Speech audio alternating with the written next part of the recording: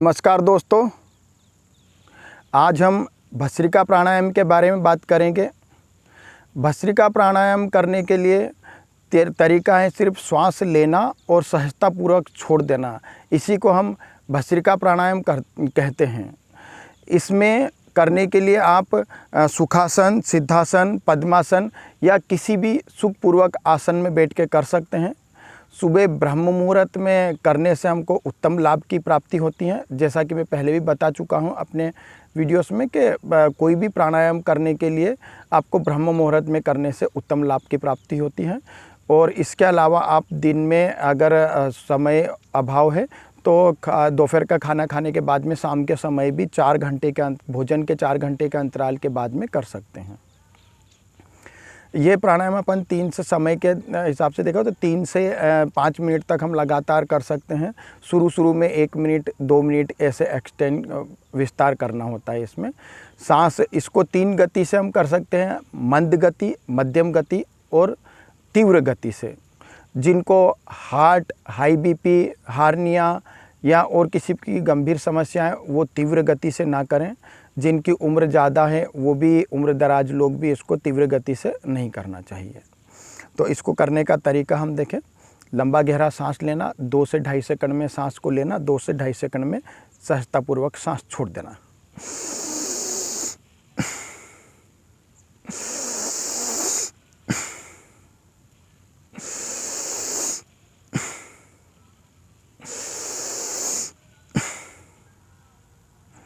ये मंद गति से, इस गति से हम लगातार 3 मिनट से 5 मिनट तक कर सकते हैं। 100 बार में एक दिन में मतलब 100 बार, 500 बार तक इसको हम कर सकते हैं। और इसके अलावा अगर जो अभ्यास होता है तो लगातार निरंतर अभ्यास को हम बढ़ाते हुए मध्यम गति के साथ कर सकते हैं। मध्यम गति में हम श्वास प्रश्वास की गति को और तेज कर लेते हैं। वो देखें किस प्रकार।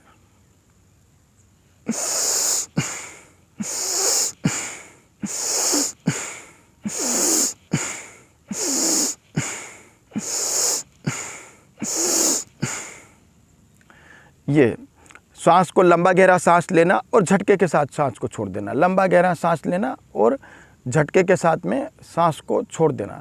जब इसके और अधिक अभ्यास हमको हो जाता है तो हम इसको तीव्र गति से कर सकते हैं। जो जवान लोग हैं बहुत तेज़ गति से 1 मिनट में 100 बार इस प्रकार से कर सकते हैं लगातार। और अधिक से अधिक मात्रा में ऑक्सीजन हम ले सकते हैं।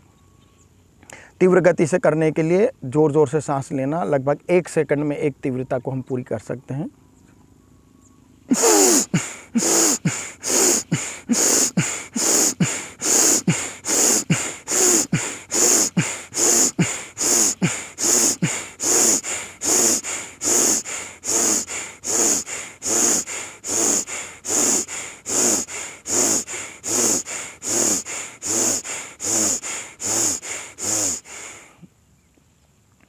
ये हम तीव्र गति से अभ्यास करते हैं। फेफड़े जब फैलते हैं और सिकुड़ते हैं तो सहजतापूर्वक जो फेफड़ों में फैलाव होता है उसके कारण में कंधे थोड़ी सी बहुत उछक जाते हैं, लेकिन वो स्वाभाविक तौर पे है। और लेकिन हम जोर लगा के इसको जोर ज़बरदस्ती या हाव भाव बिगाड़ के और इस प्रकार से कभी नहीं करना चाहिए। भस्त्रिका प्राणायाम ये गलत तरीका भी बताता हूँ। ये गलत तरीका है। कभी कभी सांसों में आपको बहुत तेज़ सांस लेंगे या नाक में कहीं दर्द होगा या फिर अचानक बहुत तेज़ी से सांस लेने में सिर में कहीं सिर की नस वगैरह में दर्द महसूस हो सकता है। तो ये गलत तरीका है। जो मैंने तीव्र गति से भी आपको बताया है उस तीव्र गति में भी आपका शरीर का कोई मूवमेंट नहीं होता है। फेफड़े जो सहजतापूर्वक फेफड़े फूलते हैं उसके कारण कंधे और पेट में थोड़ा बहुत मतलब मूवमेंट होता है, वो सहजतापूर्वक है। हाथ हमेशा ध्यान मुद्रा में रखें। मुद्राओं का विशेष महत्व होता है हर एक प्राणायाम में।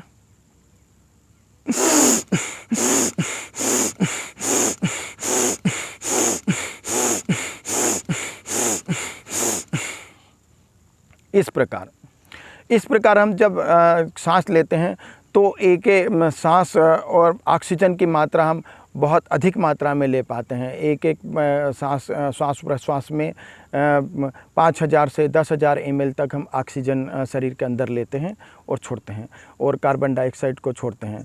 और नॉर्मल ब्रीदिंग में हमारी जो श्वास प्रश्वास में जो ऑक्सीजन की मात्रा है लगभग 500 ml तक हम ऑक्सीजन की मात्रा को ग्रहण करते हैं। जबकि हम बहुत तेज़ी से जब गहरा श्वास प्रश्वास लेते हैं, प्राणायाम करते हैं, तो लगभग 5000 से 10,000 ml तक हम ऑक्सीजन को ले लेते हैं। यही ऑक्सीजन हमारे फेफड़ों में जाते हैं और फेफड़ों में के माध्यम से फेफड़ों से रक्त के माध्यम से हृदय में, और हृदय से आर्टरीज में, और पूरे शरीर में, शरीर के हर एक अंग में, हर एक कोशिका में जाके यह ऑक्सीजन जो है हमारे शरीर को एकदम ऊर्जा और स्फूर्तिदायक बनाता है। इससे सभी को एक शक्ति और ऊर्जा का संचार होता है शरीर में। इसके अलावा जो यंगस्टर हैं या जो जवान हैं, जो विद्यार्थी हैं, उनके मस्तिष्क को एकदम ऊर्जावान बनाता है और मस्तिष्क में ज्ञान का संचार होता है। जैसे एक अलग तरह से मेमोरी पावर आपकी बढ़ती है, आपकी याददाश्त बढ़ती हैं। जिस प्रकार मस्तिष्क को जो है, हर एक व्यक्ति में मस्तिष्क एक ही तरह का होता है, मतलब कि विद्वानों के पास भी वही मस्तिष्क है, आपके पास भी, किंतु हम उसको योग और प्राणायाम के माध्यम से उस मस्तिष्क में और ऊर्जा का संचार करके हम अच्छी तरह से अपनी याददाश्त बढ़ा सकते हैं, मेमोरी पावर बढ़ा सकते हैं, हमारे शरीर को ऊर्जावान बनाते हैं। इसके अलावा भस्त्रिका प्राणायाम करने से श्वास संबंधी समस्त रोगों में हमें लाभ मिलता है। इसके अलावा गले संबंधी रोग हैं, नाक संबंधी रोग हैं, दमा संबंधी, हृदय संबंधी रोगों में बहुत लाभप्रद हैं। और भस्त्रिका प्राणायाम आप लगातार करें, जिससे कि आपका शरीर एकदम ऊर्जावान रहेगा। करो योग, रहो निरोग। जय हिंद, जय भारत।